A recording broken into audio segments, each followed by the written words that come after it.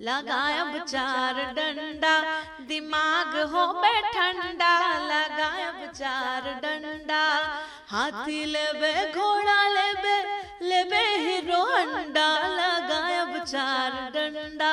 छठी मैया बरत तोहार, पहिले पहिले हम कैनी।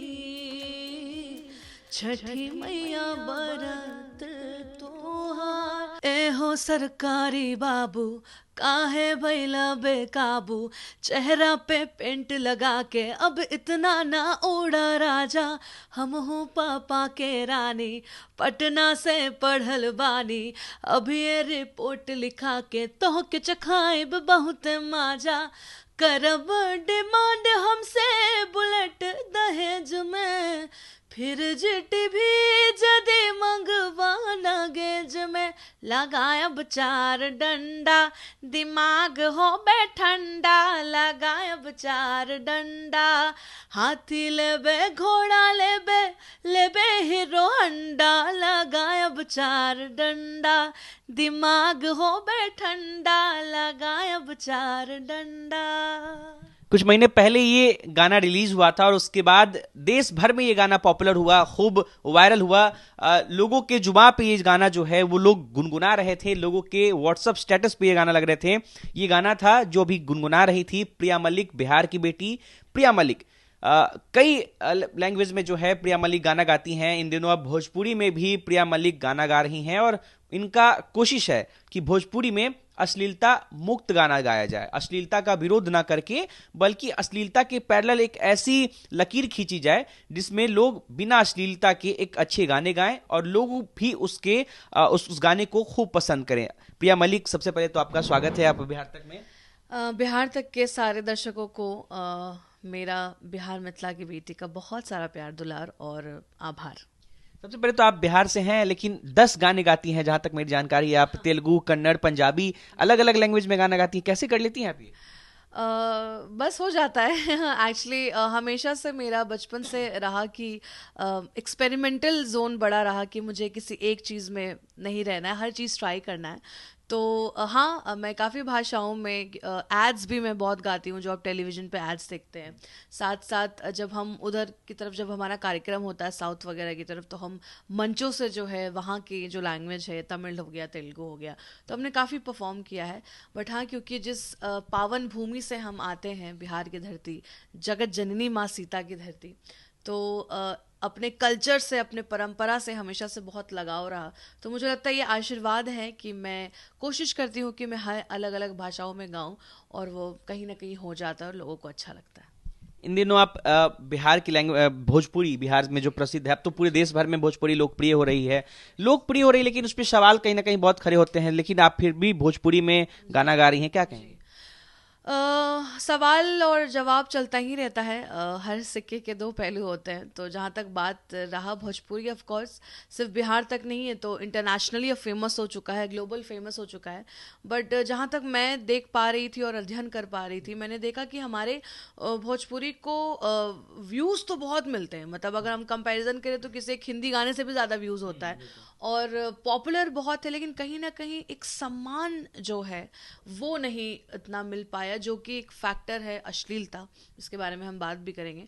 और अभी जो मैं देख पा रही हूँ कि बहुत सारे सिंगर्स सिर्फ वायरल होने के लिए या चंद व्यूज़ पाने के लिए जो है एक से एक तरीके के अश्लीलता भरे गाने करते हैं, और काफ़ी टाइम से बहुत सारे बड़े लोग भी करते आ रहे हैं। तो मेरा था कि जैसे कि आपने पहले भी कहा कि विरोध ना करते हुए, क्योंकि उनको जो करना वो करेंगी, हम मतलब जितना भी कोई बोल ले उससे कुछ असर मुझे नहीं लगता होने वाला। अगर होना होता रहता तो आज इतने गाने की सवाल उठे अश्लीलता पे, हाँ, अश्लीलता पे, लेकिन तो जिस दिन सवाल उठते उसके अगले दिन चार गाने आ जाते हैं। अभी भी हम बात करेंगे और अभी बन ही रहा होगा 5-6 गाना। तो मुझे ऐसा था कि कोसने से अच्छा है कि आप 4 और अपने अच्छे गाने निकालो। वही बात है कि लकीर को मिटाने से अच्छा है कि आप उसके पैरेलल एक और लकीर जो है वो खींच दें। तो मेरा हमेशा से था कि मुझे अपने जो एक अच्छा साइड है और हमारी इतनी सुंदर परंपरा है, इतने एक से एक गीतकार इस बिहार की धरती से निकले हैं, चाहे विद्यापति जी हो, महेंद्र मिश्र जी हो, भिखारी ठाकुर हो, और इतने पुराने लोगों में इतने सारे जो पारंपरिक गीतों को लेकर अभी तक कहा जाए तो उन्होंने रखा है परंपरा को संभाल के, जो अब हमारी जिम्मेदारी है कि हम उसको कैरी फॉरवर्ड करें। तो हमारा हमेशा से था कि मैं इसको लेके चलूँगी और अपने काम पे फोकस करूँगी, और मुझे विश्वास है, था, रहेगा कि अच्छा काम है तो लोगों को पसंद आएगा। जिसका एग्जांपल आप देख सकते हैं कि हाथीले में हमने रिलीज़ किया, ये एक है तो फन गाना, बट बहुत अच्छा मुद्दा भी है दहेज के ऊपर। जो हमारे बिहार में जो दहेज का एक कल्चर है उस पर हमने एक गाना बनाया जो कि बहुत पुराना है। और फिर मैथिली में हमारे बहुत सारे गाने पॉपुलर हैं जो प्रभु श्री राम पे हैं। तो लोगों ने प्यार देना शुरू किया और करते करते हज़ारों मिलियन में, और हर बार जब हम गाने हमारा रिलीज़ होता है तो वो तुरंत ट्रेंड में चला जाता है। तो ऐसा नहीं है कि लोग अच्छे गाने पसंद नहीं करते, अगर नहीं पसंद होते तो शायद मैं यहाँ बैठी नहीं होती और आपसे बात नहीं कर रही होती। इन दिनों भोजपुरी के जो बड़े स्टार कहे जाते हैं, वाकई में है भी, क्योंकि लोग उन्हें पसंद करते हैं, उनके फैन फॉलोइंग है। पवन सिंह हो, खेसारी लाल यादव, रितेश पांडे, अक्षरा सिंह है, तमाम कई अभिनेत्रियां भी हैं। लेकिन क्या लगता है कि जो जिस चीज़ के लिए भोजपुरी बदनाम है उसके लिए कहीं ना कहीं ये लोग भी वजह है? हाँ, मतलब ऑफ कोर्स पार्ट तो है ही ना, मतलब ऐसा नहीं है कि उन्होंने भी अच्छा काम नहीं किया होगा, पर मुझे तो इतना नहीं दिख पाता। अगर हम बात करें, आपने जिन सिंगर्स, मेल सिंगर्स का जिनका नाम लिया है, हाँ, मतलब वो आज के डेट में इतना बड़ा फेस है कि वो पूरा एक स्टेट को रिप्रेजेंट करते हैं। मतलब अगर कहा जाए तो बिहार अलग अलग चीज़ों से जाना जाता, बट अगर कला की बात होती है तो सब इनका नाम लेते हैं कि पवन जी हैं या खेसारी जी हैं, जो भी इनको एक नाम से संबोधित किया जाता है। तो जहाँ तक मैं देख पाती हूँ, क्योंकि मैं रिसर्च करती हूँ, क्योंकि सच कहूँ तो इनके म्यूज़िक को मैं फॉलो नहीं करती हूँ, क्योंकि मेरा अपना फोक रहा है और मैं सुनती भी हूँ। तो मैं भरत व्यास जी को सुनती हूँ, शारदा सिन्हा जी को सुनती हूँ जो हमारी स्वर कोकिला हैं, या अगर बहुत पुराने में जाए तो मोहम्मद खलील वगैरह एक हुआ करते थे फोक सिंगर, मैं उनको सुनी हूँ। क्योंकि मैं रिसर्च करती हूँ कि मैं और अच्छा और क्या अपने गायकी में फ्लेवर डाल सकती हूँ। पर सोशल मीडिया का ज़माना है, स्क्रॉल करते करते आ ही जाता है, और जब बिहार के इंस्टाग्राम की चीज़ों को स्क्रॉल करते हैं तो अश्लीलता ही से भरा जो है वो कंटेंट होता है। तो वो देखने के लिए, रिसर्च करने के लिए कि दुनिया में क्या चल रहा है ये देखना पड़ता है। तो हाँ, मतलब मुझे लगता है कि 98% जो इनके कंटेंट है वो सिर्फ और सिर्फ अश्लीलता से ही भरे हैं। तो इसमें क्या ही, कुछ नहीं हो सकता, कुछ नहीं कि ज़्यादा मैं क्या ही इसमें टिप्पणी करूं। बट हाँ, मुझे कहीं ना कहीं मैं कंप्लेन नहीं करूँगी, मैं हमेशा कह दूँ कि मुझे दुख होता है। मैं नाराज़ हूँ आप लोगों से कि आप एक स्टेट को, आप एक भाषा को रिप्रेजेंट करते हैं, और जो इतना पॉपुलर है, आप उनके गानों पे देखिए 5-5, 600 मिलियन व्यूज़ आता है।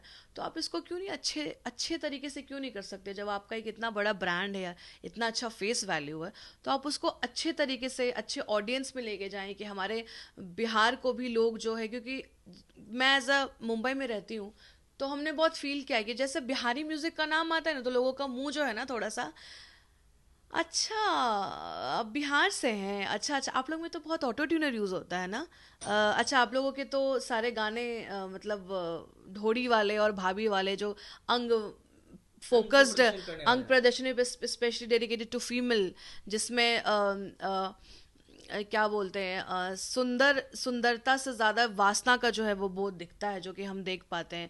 या इनके जो स्टेज परफॉर्मेंस है जो भी मैं देख पा रही हूँ, जिसको देख के सच में बहुत आहत मुझे लगता है कि किस तरीके से ये एक कल्चर जो है, और आने वाले जनरेशन में जो है ये चीज़ जा रही है कि आप इस तरीके से स्टेज पर अलग अलग लड़कियों के साथ इस तरीके से आप डांस कर रहे हैं, या इस तरीके की डबल मीनिंग कॉन्वर्जेशन जो इनको होते हैं। तो सोशल मीडिया का ज़माना, सिर्फ बिहारी थोड़े ना देखते हैं, पूरा विश्व देखता है कहीं ना कहीं। तो एक बहुत ही खराब छवि जो है वो ऑलरेडी बनी हुई और बनती है, पर इसको मतलब कोई रोक नहीं सकता। मुझे नहीं लगता है कि हम बोलेंगे और हमारे बोलने से कुछ हो जाएगा।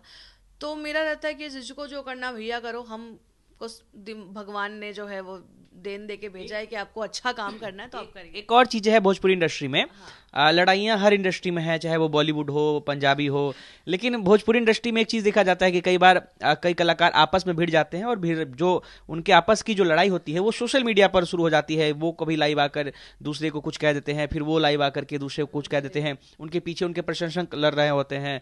और इन दिनों आप काजल राघवानी और खेसारी लाल यादव का विवाद देख रही होंगी।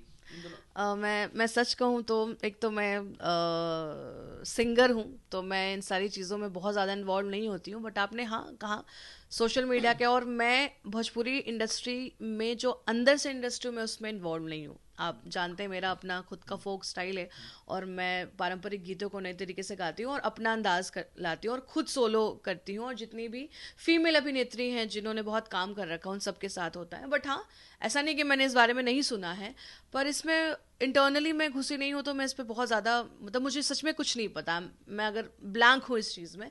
बट हाँ, मैं सोशल मीडिया के ही माध्यम से या इंस्टाग्राम के रील से, क्योंकि अभी लगातार बहुत ज़्यादा, और आई थिंक हम एक दूसरे को फॉलो भी करते हैं, काजल दी और मैं एक दूसरे को इंस्टाग्राम पे, तो हाँ मैं देख पा रही हूँ जो विवाद इस तरह से छिड़ा है, बट इसके बारे में मुझे कुछ भी नहीं पता, तो उस पर मैं ज़्यादा कुछ बोलना नहीं चाहूँगी। चलिए, चूंकि छठ पूजा का माहौल है और छठ पूजा की जब हम बात करते हैं तो शारदा सिन्हा जी के गाने के बिना जो है छठ पूरी तरह पूरा नहीं हो सकता। इन दिनों उनकी तबीयत काफ़ी ख़राब है, क्या कहेंगे? पता नहीं यार, इसको कैसे मैं शब्दों में वर्णन करूं। जैसा कि मैंने पहले भी कहा कि मैं इन लोगों को सुन के ही बड़ी हुई हूँ, और शारदा सिन्हा जी मेरी बहुत बड़ी इंस्पायरेशन रही हैं। आज मुझे लगता है कि अगर मैं फोक म्यूज़िक में कुछ करने की कोशिश कर रही हूँ, तो उनका बहुत बड़ा इसमें उनके संगीत का प्रभाव बहुत बड़ा रहा है, क्योंकि हम सब का बचपन, और हम सब अभी भी उनके छठ के बिना लगता है छठ ही अधूरा है। छठ हमारा आस्था का पर्व है, और इट्स नॉट अ फेस्टिवल, हमारे लिए इमोशन है, पर उस छठ के इमोशन की जो आत्मा है वो गीत है, और उन गीतों की जो आत्मा है वो शारदा सिन्हा जी है। तो मैं हर दिन हर एक सेकेंड ईश्वर से यही कामना कर रही हूँ कि वो जल्दी ठीक हो जाएं, और उनसे कभी मिलने का सौभाग्य प्राप्त नहीं हो पाया, पर अब जैसी भगवान की इच्छा। बट सच में मैं कल भी हमारा कार्यक्रम था और मैंने उन्हीं के गाने से शुरुआत की थी, तो वो मैं 2 लाइन जो है इस बिहार तक के मन से गाना चाहूँगी। पहिले पहिले हम कैनी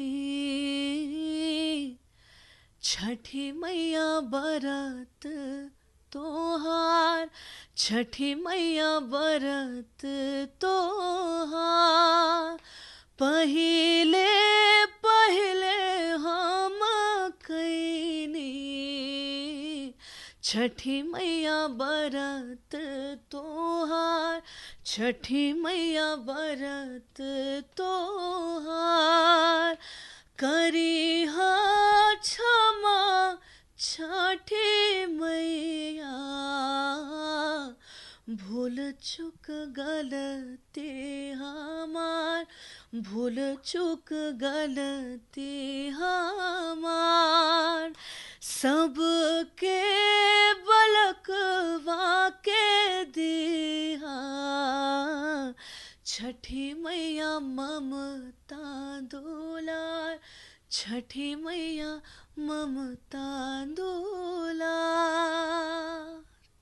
प्रिया जी, जब आप कोई दूसरा गाना गाती हैं, आपके गाने तो कोई भी अश्लील होते नहीं, आप अलग अलग लैंग्वेज में गाना गाती हैं, लेकिन जब आप छठ के गाना गाती हैं तो छठ के गानों में और दूसरे गानों में कितना अंतर होता है? गाने में इमोशन कितना अलग होता है? जैसा कि हमने कहा और हम सब जानते हैं कि छठ जो है सिर्फ एक पर्व नहीं है हमारे लिए, हमारे दिल में, हमारे आत्मा में बसता है। तो सही बात है, दूसरे गानों में जैसे एक सिचुएशन होता है कि आपको रोमांटिक है तो रोमांस फील करना है, या दुख है तो दुख अंदर में फील करना है कि आपके साथ वो घटना घटित हुई है, या मोटिवेशनल है तो खुद की जर्नी को याद करना। बट छठ में हमारा मेमोरीज बसी हैं बचपन से, वो घाट, वो तैयारी, नहाए खाए, सुबह से जो घर में जो है एक हड़कंप, स्पेशली हम बच्चे लोग थे तो पूरे घर सर पे जो है घर को सर पे उठाए रहते थे कि छठ ये करना है, सामान लाना है, नहाए खाए है, खरना है। और लिटरली मैं जो हूँ सुबह से कुछ भी नहीं खाती थी, क्योंकि मुझे सब जगह जाके खीर खाना होता था खरना का। तो ये चीज़ हम बहुत मिस करते हैं, क्योंकि मुंबई में उस तरीके से नहीं हो पाता है, और बिहार जो है सिर्फ काम के ही माध्यम से आना होता है। और वो ठेकुआ का इंतज़ार पूरे साल में, ऐसा नहीं है कि ऐसे ठेकुआ नहीं बनता है, पर छठ का जो प्रसाद का जो ठेकुआ, उसकी बात ही कुछ और होती है। और एक और बात कि आप मतलब हम सब ये जानते हैं कि जब हम घाट पे जाते हैं तो अपने से ज़्यादा जो दूसरे का ठेकुआ मांग के जो हम लोग खाते हैं उसमें एक अलग मज़ा आता है। तो ये सारी छोटी छोटी चीज़ें हैं जो बहुत ज़्यादा हमारे अंदर इन्वॉल्व है। तो मैं जब भी छठ की बात आती है तो बहुत इमोशनल हो जाती हूँ। कल भी जब हमारा कार्यक्रम था तो गाते गाते मेरी आंखें भर गई थी, क्योंकि छठ जो है हमारे आत्मा, हमारे खून, हमारे दिमाग हर जगह बसता है। और चाहे हम यहाँ से चले जाएं, जैसे कहते हैं ना कि you can take a Bihari out of from Bihar but you can never take a Bihar out of Bihari. तो हम बाहर चले जाएं पर वो हमारे अंदर जो हमारा संस्कार है, हमारा जो बिहार है, वो कहीं नहीं जाएगा। क्योंकि छठ का माहौल है तो हम चाहेंगे कि एक गाना आप और छठ का गुनगुनाएं, क्योंकि आपकी आवाज काफी अच्छी है और छठ के गाना अगर लाइव सुनने को मौका मिले। बिल्कुल।